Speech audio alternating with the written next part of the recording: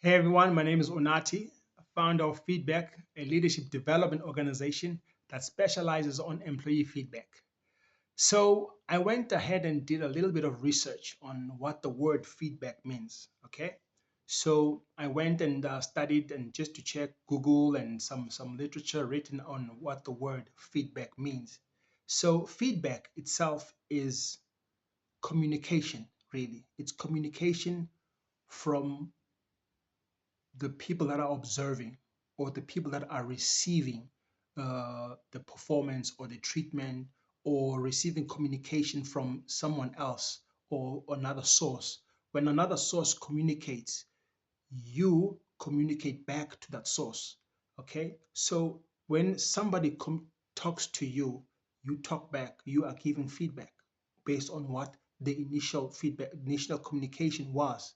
So if somebody dances, okay, and then we like what we see, we will give them feedback, clap hands, hey, whistle, all those things. Why? Because we are telling the dancer that we are happy, we appreciate, we are grateful for what they are doing. Same applies if the dancer is dancing poorly. People will boo and all of those things, giving the dancer feedback to say communication, rather communicating to the dancer that listen, you suck, you are crap, you're not doing well. So basically, communication is feedback to the initial communicator that what you're doing is either good or it's not bad or it needs to be improved. Some communicator, some people who are giving feedback, not only will they say it's good or bad, they'll even tell the initial communicator to say, listen, you need to do it differently, you need to do it this way in order for you to be able to please me, or in order to be able for me to be happy with what I'm seeing. A lot of times, even online, I've checked, there is reviews. Customers give reviews about products.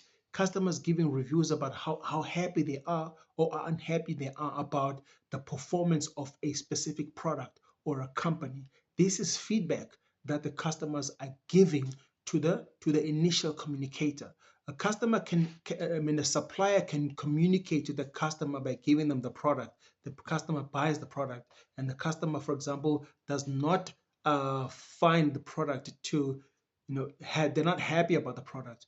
Therefore, what the customer will do, they will communicate. When the customer communicates on Hello Peter or Google reviews, whatever, wherever the channel, or the customer is giving feedback of what they think, of what their experience was of the product of the supplier. The same applies in with feedback in the workplace. Employees are busy performing. Employees are busy doing things. Some employees are doing great jobs. Some employees are doing poorly. And if in your organization there's no culture of feedback, that means those employees, no one is giving them feedback.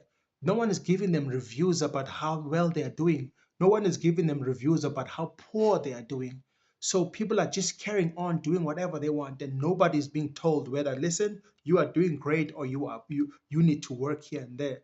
So it's very important to understand that organizations cannot live and perform or expect things to improve if people are not given feedback. You cannot expect to hit your KPIs and hit high numbers and and break records if your employees, if there is no culture of employee feedback in your workplace. As an organization or as leaders, you need to build a culture of employee feedback. And if you build a culture of employee feedback, then you can be able to start seeing better performance. Then you'll be able to start seeing innovation. Then you'll be able to start seeing more productivity, more efficiency, more effective decisions that are made in the workplace. So it's very, very important that as a leader or in the organization or as a company, you adopt the culture of employee feedback. Because if you adopt the culture of employee feedback, then people will know if they are doing something and they are giving feedback on it. They'll always know, listen, okay, this was good, I must carry on doing it. This was not good, and I did it and I was called, or people came to me and told me that, listen, what you did here is wrong. Maybe you need to do it this way, and if you do it this way, then it'll have the positive impact that we want. But this way gives a negative impact, therefore it needs to be changed. So that is why today you've got reviews, you've got all sorts of feedback that goes to the sellers of products so that they can know that their product was good or it was bad because customers gave feedback. So you as an employer, as a leader, you are a customer of your employees' performance. You are the customer, you are the recipient.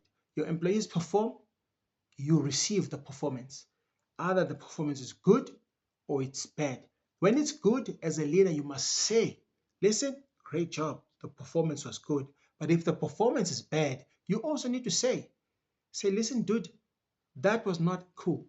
That was not cool. We need to change it. We need to do it differently. And then you need to help the employee to do it the right way or the way you believe it needs to be done so that you can say, that's cool. That's good. You give good feedback because you as a leader, if you are a customer and employees are busy selling to you their performances, or delivering to you their performances, and you are saying nothing, how are they going to know whether they are doing a great job or not? They're not going to know.